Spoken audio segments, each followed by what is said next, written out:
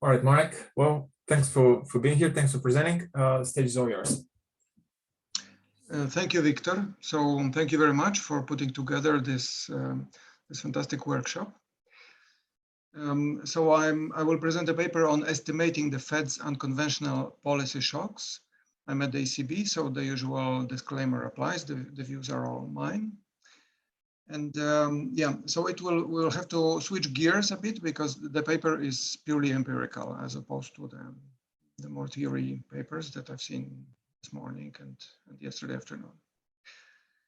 So the motivating question is, what are the effects of Fed policies? And it's generally difficult to estimate the causal effects of policies from the data. But with Fed policies, we are lucky because we have these convenient instrumental variables, namely the high frequency responses of financial markets to FOMC announcements that are used at least since Kuttner 2001, right? And they're very useful for isolating the surprise component that's orthogonal to the state of the economy. So that's good news. So we have these useful instrumental variables, but there is still a challenge, namely that FOMC announcements contain a lot of different types of news, right? They're multidimensional. They contain news about current policies, about interest rates, about asset purchases. They contain forward guidance, comments on the economy, economic projections, right? And all these elements, they potentially affect the economy differently. So how to disentangle their effects? So in this paper, I start with the observation that financial market responses to FOMC announcements are very leptokurtic, meaning that they're usually very small, but occasionally they're very large. And it turns out that this is a very important feature, and I exploit this feature to estimate the underlying independent shocks. Then I track the effects of these estimated shocks on the economy using local projections.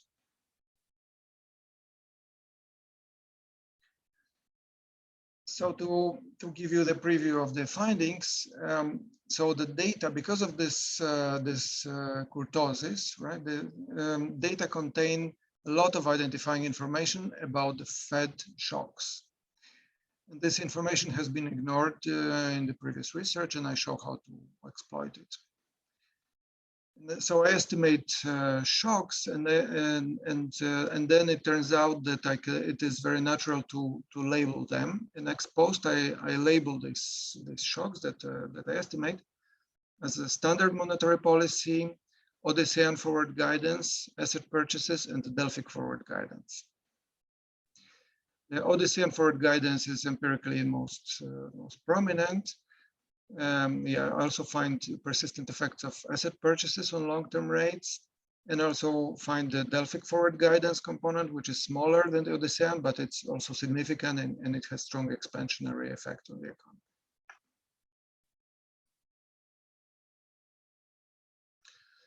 So I will not discuss the related literature in detail. Let me just mention briefly that this non-Gaussianity that I exploit for identification, this is still pretty rare in economics. It's related to the independent component analysis, which is used in signal processing, in telecommunications, in medical imaging. Economic applications are few, but there are a couple of them. So the closest paper is this Lan, Made, Saikon, and Journal of Econometrics paper. And there are also analogies between the identification through non-Gaussianity that I'm exploiting and the identification through heteroscedasticity that goes back to Rigaud. And there are a bunch of recent papers that exploit it, including the papers by Daniel Lewis that are also about Fed policy. So my approach is different from the papers of Lewis. But the meeting point is that it's also a statistical identification that exploits the fact that shocks arrive in some kind of irregular fashion. I will be more precise about it. So yeah, this is also related to the literature that deconstructs monetary policy surprises into the underlying dimensions, and the literature on understanding the effects of unconventional policies, and also Fed information. Marek, I was just wondering if you, yeah, all right, so I guess that's right. That's what I was going to ask. If you have any takeaways, like, well, how your findings compare to the literature. Yeah. Great. Yeah. So I look at, let me compare with three close papers. There's this very well-known paper by Gurkaniak, Sack, and Swanson, where they construct isolated target factor and the path factor, right? By imposing a zero restriction on short-term rate reaction to the path factor. Then Swanson isolates three shocks. So in addition to target and path, they also construct an asset purchase shock that is assumed to be small before the zero lower bound kicked in and large afterwards. And also in a recent paper with Peter Karady, we isolate monetary policy shocks and information shocks, and we impose a sign restriction on the movement of interest rates and stock prices. So the common feature is that all these papers, they just assume some, based on economic reasoning, they assume some properties of the shock, and then you can construct, right? You can rotate your factors, find a rotation that satisfies the features that you assume, right? So you construct the shocks that satisfy the features that you assume. So here I go a bit a different way. So I just estimate the shock using the likelihood function and exploiting this particular feature of their distribution, right? Their kurtosis. So I don't impose any of the restrictions that these papers impose. And nevertheless, exposed, I still find fairly similar shocks. So I think that's quite striking, and I think of this as validating these identifying assumptions that these papers were just assuming. Okay, so I'll show you the data, the intuition about the identification. I'll show the exact model that I'm estimating and the empirical results. So sorry, me again. I guess I'll yeah. jump in again in the sense that I know there are some papers, maybe not on top of my head what exactly they are, perhaps Campbell and the other Chicago guys, where they estimate exactly this breakdown of Odyssean versus Delphic. And I was wondering if you have any sense of how your findings about the breakdown of these four components compares to what the literature has studied before. So I will show some. So I'm finding similar results, right? So the big I will show you the historical decomposition that I'm finding, and I will actually compare it explicitly to these closest papers, right? To Sack and Swanson, to Swanson, to Campbell. So in particular, this big Delphic shock that they find in August 2011, this is exactly the largest the Delphic for Ghana shock that comes out of my estimation, right? Even though I don't assume anything ex ante about the historical decomposition. Good, thanks. Sorry, Marek, yes? can I ask a question? Sure. There is some research, for example, Luke and Moens, they find some effect of the FOMC announcement on the previous day. Yeah. And then Weber, he reports maybe there are effects on the following days. Is there any possibility to identify that using the same strategy that you propose? I mean, that I don't know exactly. So what I know is that I will be looking at the data from this Gurkaniak, the standard Gurkaniak-Swanson data set. This is data where you start measuring the asset price response just before the Fed announcement, 10 minutes before. And this drift documented by Luca and Munch, this is in the 24 hours before the announcement, right? So in their paper, there is no such FMC drift in the window at which I'm looking. Okay, so the data set is extended until 2019, and in particular, I will look. So I'm looking at the 30-minute window around FMC announcements. I mean, they are looking. This is that's how they construct this data set. And I will look at 4 financial variables. MP1 is the Fed expectation of the Fed funds rate right after the meeting. So it's just a current Fed funds rate surprise. On run 2 is the 2-year treasury yield. On run 10 is the 10-year treasury yield, and S&P 500 is the stock index. So if you know this data set, these are familiar variable names.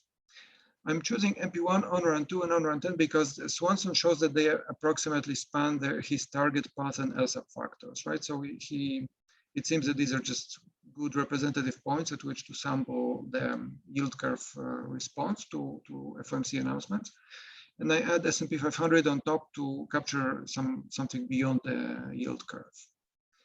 And let me show the main, the starting point of the analysis, right? That these data from this well-known data set, so these variables, they're extremely leptokurtic, right? So the histograms show you the distribution of those variables.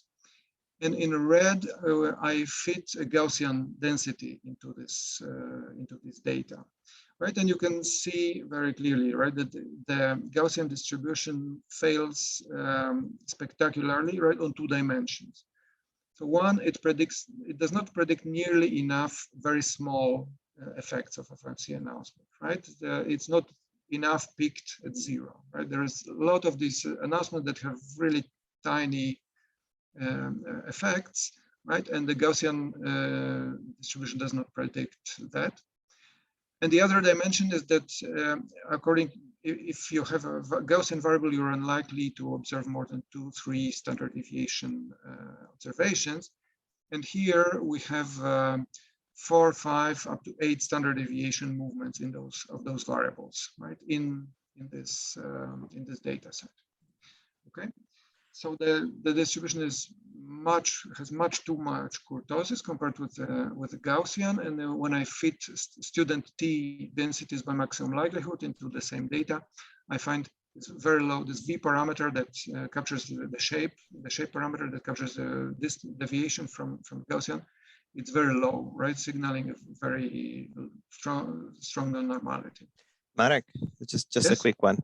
I guess Yes? you're assuming a constant linear relationship between the underlying structural shocks of interest and the observables in this. Now, I guess if instead we allow for the possibility that markets react progressively more strongly in response to shocks that are stronger, then this could still be compatible with either Gaussian or at least not as leptokurtic as you say, right? Is it something that can be looked into? Is there literature? I don't think there are applications to these data, right? But yeah, but for sure. So I will talk about the model, and you're absolutely right that the model relies on. I mean, once you allow for that, it's not identified. So yeah. Okay. But yeah, that's what that's what the data look like. Yeah, they're very leptokurtic. So either you have to build in some nonlinearity, which is not what I'm doing, or you have to assume that the underlying Fed shocks are leptokurtic. Yeah, which is the path that I.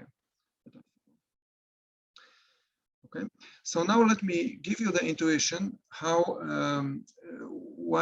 this high kurtosis identifies structural relationships in the data, because this is I think very fundamental and also very simple. So let's forget about the FOMC announcements for a second. And let's just think about a toy model, right? There's a market for good A, we have prices and quantities, and they're driven by demand and supply. And let's entertain model 1, in which the demand curve is flat and the supply curve is steep, and model 2, where it's vice versa. Now, let me just buffet these demand and supply curves with Gaussian shocks, and then observe price and quantity changes, right? And there are such clouds, and of course we know from that and they're completely uninformative about the model, right? We cannot distinguish model 1 from model 2 based on observing prices and qualities, and we know that, right? We know that we We cannot regress prices on quantities to estimate the demand or supply, right? We cannot disentangle which curve is which.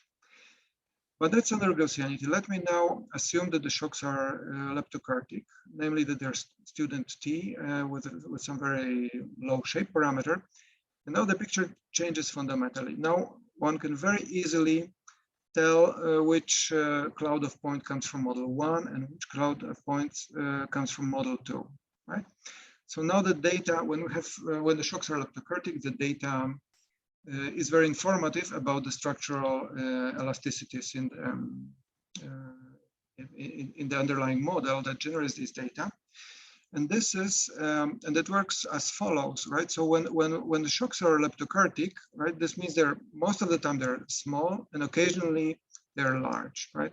So we see all those very small realizations of the shocks that generate those points close to the origin. And occasionally one of the shocks is large, and then we see points out on the demand curve or on the supply curve, right? Now, it can also happen that both demand and supply shocks are large, but this happens very rarely, right? So because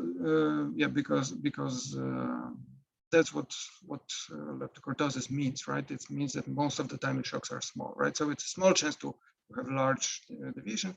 Occasionally we do see them, but we have lots of those. But what dominates is either very small movements away from the origin, or shocks that lie out on that are hit by just one of these shocks that is large, and then and these points allowed us to trace the demand and supply curves, right? So that's great. And now the hope is this works fantastically in this toy model. So now the hope is that the same thing can help me identify the effects of Fed announcement, right? So the hope is that Fed also occasionally makes, so that it tries to make small surprises, but it occasionally makes a large current policy surprise, or a large non-unconventional policy surprise, right? And that these will be informative enough to understand the elasticities conditional these different types of policies. So I will use a simplest possible model to measure that in the data. So I'm assuming that I have a vector of observed variables, these 4 variables from the GSS data set that I mentioned. And these variables are driven by 4 unobserved structural, so independent shocks. These shocks will be assumed to have a student T distribution. And C is a matrix that contains the effect of each shock on each variable. And so this is the whole model, right? Its parameters consist of these n square entries in the C matrix and the degree of freedom of the student T distribution. Right, so it will be convenient to work in terms of the inverse of C, and then I write down the log likelihood function, which is based on the student T density. Then I will estimate this. I will just maximize this likelihood function, and just to be sure about the strength of the identification, I will also simulate the shape of the likelihood with Metropolis houstics. So this is the likelihood of the shape parameter of this degree of free parameter V. And as you see, this is this is small, so it's pretty close to 1. The point estimate is about 1.3, right? Where 1 corresponds to the Cauchy distribution, right? So this just confirms that eyeballing observation from the histograms, right? That these variables are very leptokartic. Right, and by the way, to Michele, so I am assuming linearity, right? This is a linear model, right? The C matrix is a matrix of coefficients that translates shocks U into the movements of variables Y, right? So this is the shape parameter, so it confirms the obvious observation that these data are very leptokartic. And these are the entries of the C matrix, right? So for each shock, I see the effect of the shock on each of the variables that I have in the model.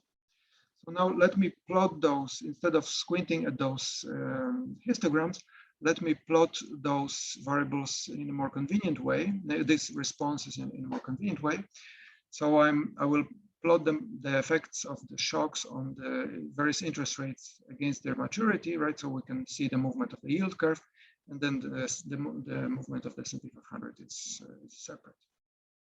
So now the first, and this is the key slide of the presentation, right? So the first shock is a shock that moves the short end, so the Fed fund rate the most, and then it has a decaying effect on the longer term interest rate, and this shock is contractionary, so stock prices fall after such a shock. The second shock does not move the Fed funds rate, but it only moves the longer rates, the 2-year rate and slightly less the 10-year rate.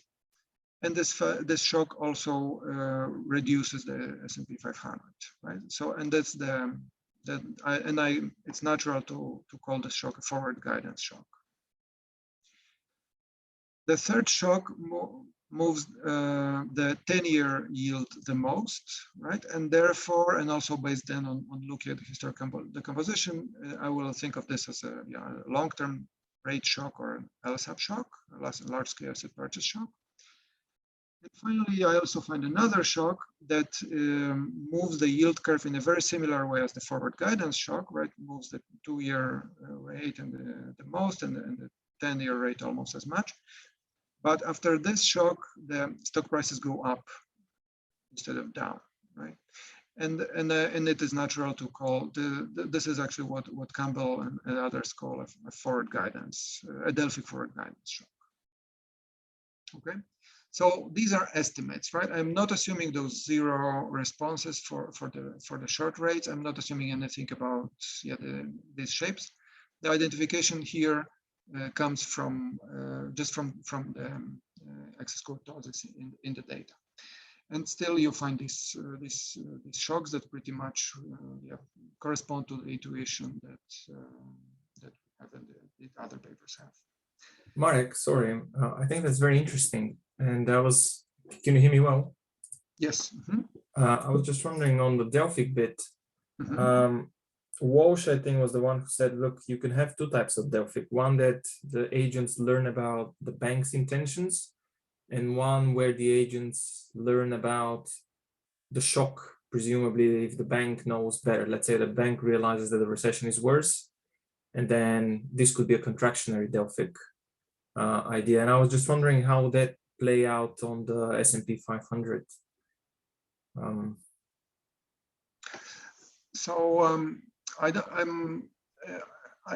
It may be just my misunderstanding, but I think of the first shock that you mentioned as just monetary policy shock, right? So when the central bank just talks about its as intention, so I think of this as the Odyssean forward guidance shock. Mm-hmm. Yeah, that the shock is in the policy, right? While this Delphic forward guidance, so the idea is that the Fed says, as it says in this 2011 episode, that it says that the economy is in such a bad shape that we expect to keep rates low for an extended period of time. Yeah? And then it's so if you haven't anticipated that, then you do revise downwards your expectations about interest rates, but you also revise downwards your expectations about the economy, to the extent that you believe in this. All right, that's it. Yeah, makes sense. So so the shocks are surprisingly similar to the shocks of Swanson, right? So Swanson has only so the U1 is close to Swanson's Fed funds rate shock. Now, Swanson has only one forward guidance shock, right? And my shock U2, so my Odyssean shock and my Delphic shock, they're both highly correlated to his forward guidance shock, right? Because he has one shock for both of them. And the U3 shock is strongly correlated with his LSAP shock.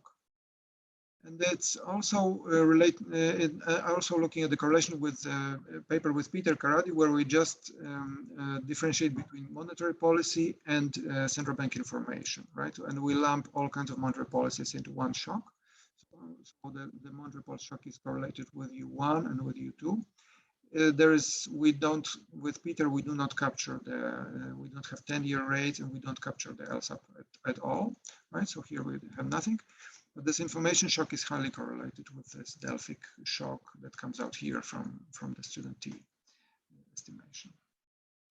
And this is the historical decomposition that comes out of these shocks, and it's yeah, unsurprisingly enough, it's pretty close to the common accounts of policy.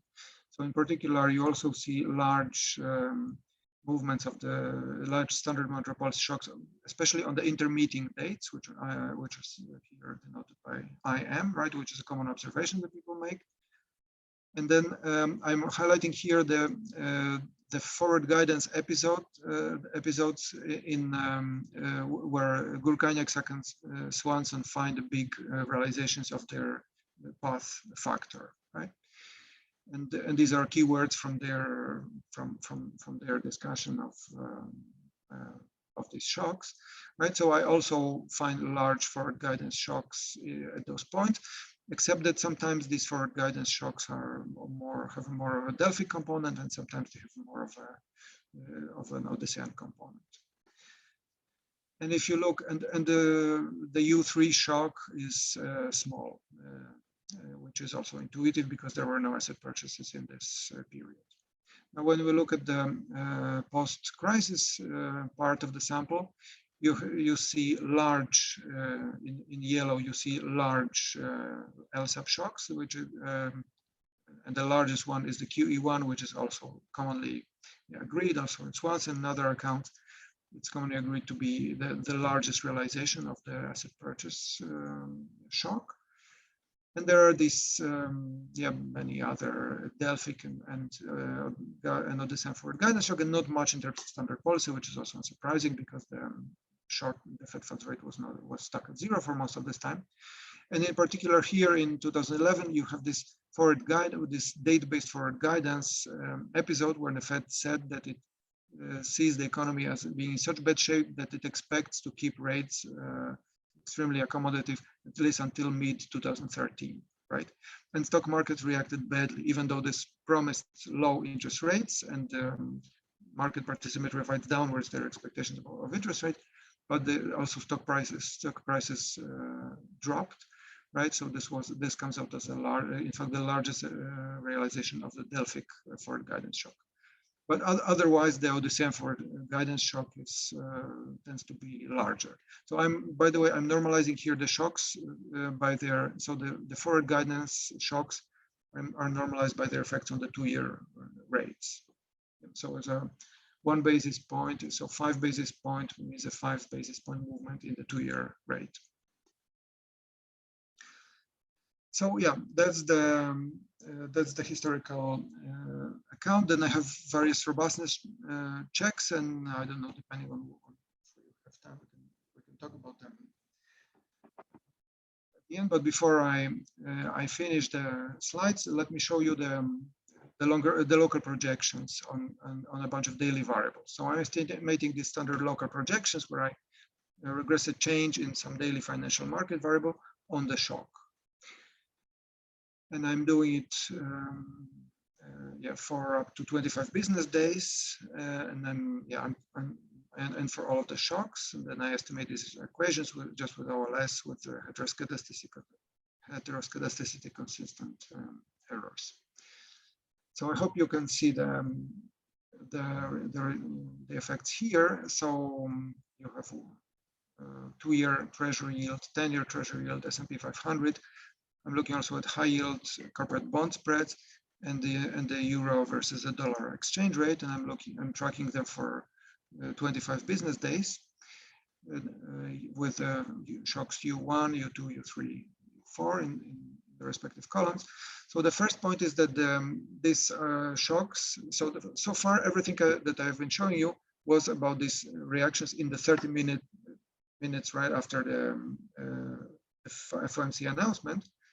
So this shows that these are not just 30-minute blips, that they persist in the daily data, at least for at least a few days, right? So the exception is maybe this U2 shock, the same forward guidance shock, which at least in my estimations, it remains significant for its effect on the 2-year Treasury yield remains significant for a few days, but then it is not significant anymore after beyond that. Otherwise, the effects on the interest rates tend to be significant.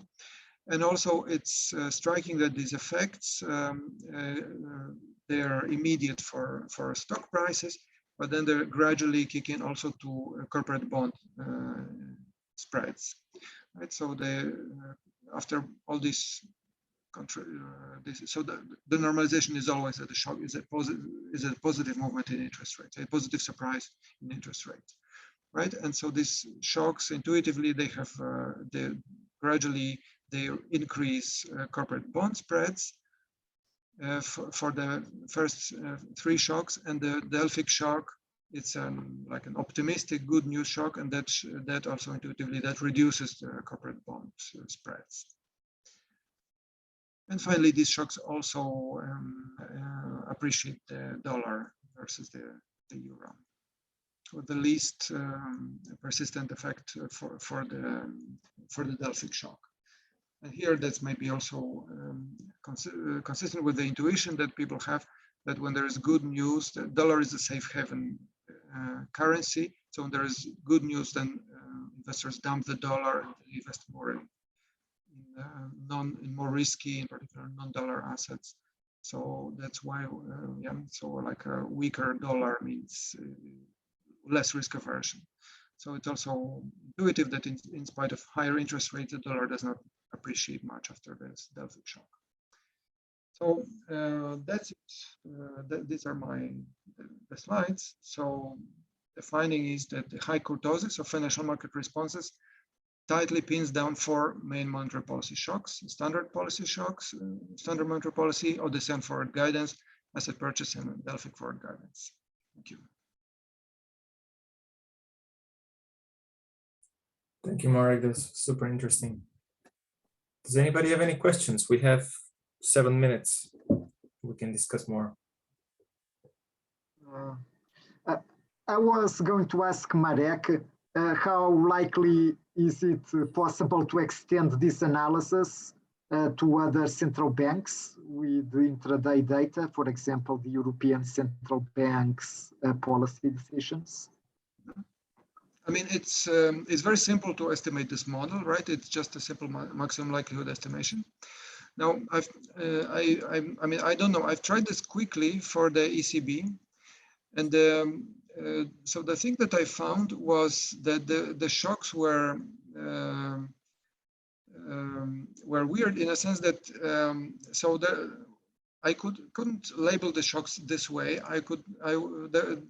So I found 4 shocks where each of them, or 4 or 5, depending on how many variables I interested, they all look like idiosyncratic shocks to those variables, right? So there was a one short-term yield curve, short interest rate shock, one longer medium-term interest rate shock, one long-term interest rate shock, one stock price shock, with small movements of the other variables. And I don't know if this means that this data is more noisy, or if there is some other deeper reason behind that. I would have to, experiment some more, because I only tried this quickly, and that's what I found. But technically, it's straightforward. I see. I was going to ask another question. So these shocks rely on your maximum likelihood model. Yes. I was wondering if there are events in which there is uncertainty about how the shocks are determined, and you don't know if it is standard monetary policy or something else, or some combination of the other shocks, and whether that harms these local projections identification, because if the shock itself is noisy, then the local projections will be noisy. I'm not sure if this makes sense. Well, I think it makes total sense. So I was thinking the same, that this must be like a very weak identification, and I was very surprised to find extremely tightly right-peaked likelihood function. So this is the case in this 4-variable model. When I try to, because I've tried to also introduce many more variables, and then when I introduce more of them, then I have more of these problems that some other modes would appear. So the identification becomes a bit less. So one could still see kind of four shocks that resemble those, but the identification is weaker, and there are also some other and sometimes multimodal shape of the likelihood appears. So if you stretch this model to the limit, you try to estimate too many shocks, then this does kick in. But in this baseline case, at least, there doesn't seem to be. So the identification is actually surprisingly strong. So I have, I guess, a comment back that might speak a little bit to the answer to the first question, and then a couple of other questions that are somewhat related as well. So my understanding of what you're doing here is, right, you've really got 4 asset prices, or potentially more, kind of, you know, in the slightly extended versions you're discussing. And I guess the issue you're describing with the ECB is that, you know, the shocks you were recovering just didn't happen to look like shocks that have these kind of intuitive labels. I was wondering if you'd tried using, you know, estimating factors on a broader set of asset prices first, because you could potentially estimate kind of 4 factors on a well-selected basket of prices. And it might be that when you actually are working with those kind of estimated factors, obviously this introduces some more estimation error, but maybe you would get shocks that look kind of more reasonable for the ECB as well. I mean, maybe this is a degree of freedom to explore. I guess not really a question, but just kind of a speculation on what might be going on there. And then I guess very similar to what you were just describing, I'm curious about the identification approach here. So it sounds like the likelihood is, you know, fairly, I mean, what you described, fairly sharp. I mean, there's a lot of research going on right now kind of in this area of identification via non-Gaussianity, or broadly kind of these fat tails. I'm just curious, is there kind of a formal test of the identification conditions that's available to you here? I've seen kind of formal tests coming out in kind of some related papers, but I don't know if there's one that kind of quite fits what you're doing. And then also, I'm curious if you've explored the robustness of these results to non-parametric estimators. So something like, I mean, something like ICA in simulation studies. I mean, I've seen simulation studies where it tends to be much more reliable and robust misspecification than these likelihood-based approaches from the Guriru and others papers. So I'm curious if that's something you considered as well. So, well, in terms of the formal test, I do not know. So one thing to clarify is that this is local identification, right? So there is this common problem that this model has multiple modes, right? When you swap shocks or when you flip their signs, right? So each reordering of shocks and each swapping of the signs produces another mode, right?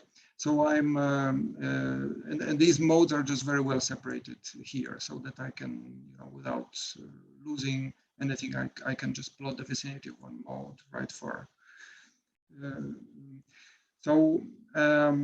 And I think that the paper by Saikon and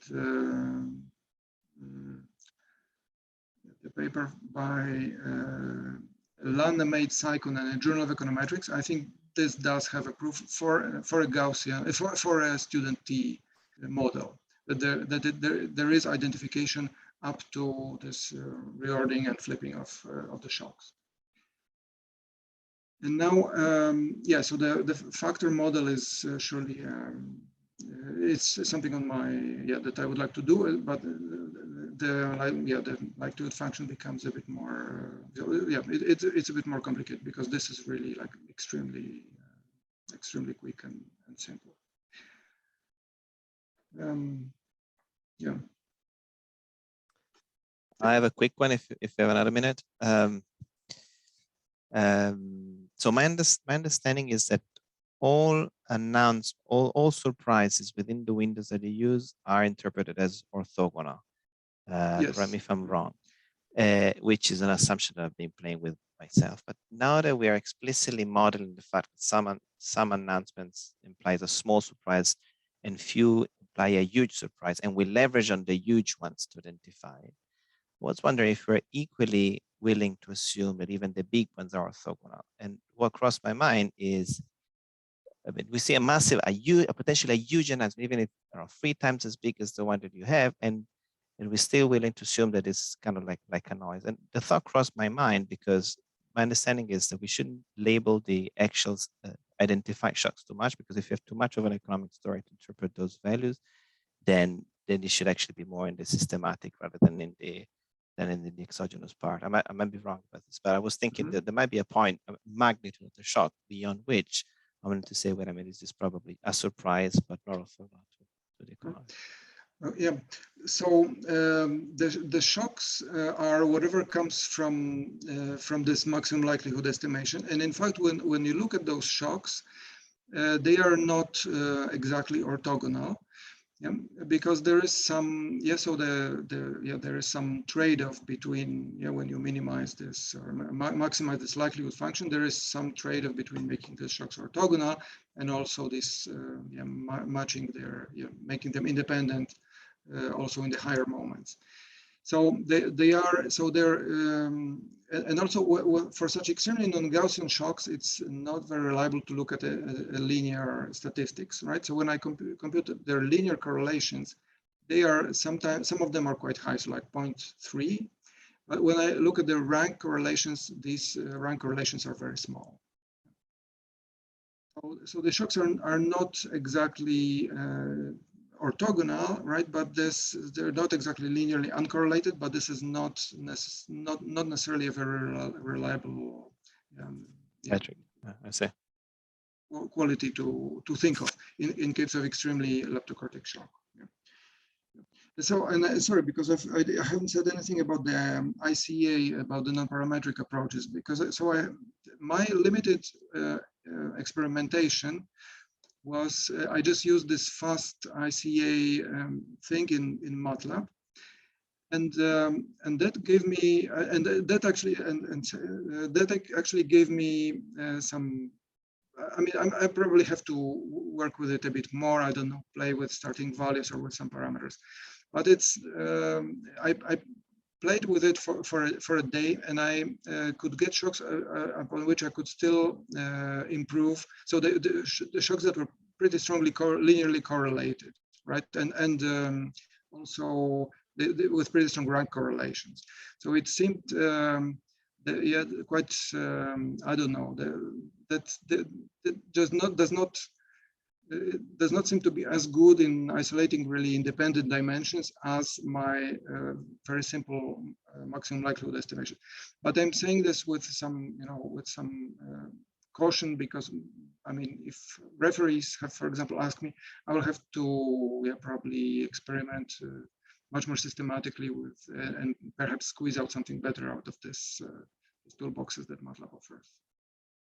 So I guess another suggestion, I mean, along the lines of something non-parametric, there are a couple of recent papers, I think one by Len and Luto, and there's one other kind of parallel paper, I believe, that basically are doing the same sort of identification approach that you see in the FastICA implementation, and then also, I mean, you're in your likelihood-based approach here, but you're doing it via GMM. So that might be, and I know that at least one of those papers has a formal test for kind of the strength of identification as well. So it might be interesting to kind of see if you could, I mean, even if you're not having any luck with the ICA approach, see if kind of in this GMM setting where you do have these really nice formal tests developed, get similar results there as well. Mm-hmm. Yeah, but I'm thinking about this, that really the best information that I can have is when I look at the shape of the likelihood, right? And that's, to me, tests would be additional, like, but still secondary information to that. All right. Well, thank you, Marek, for the presentation. Thanks everybody for the lively discussion.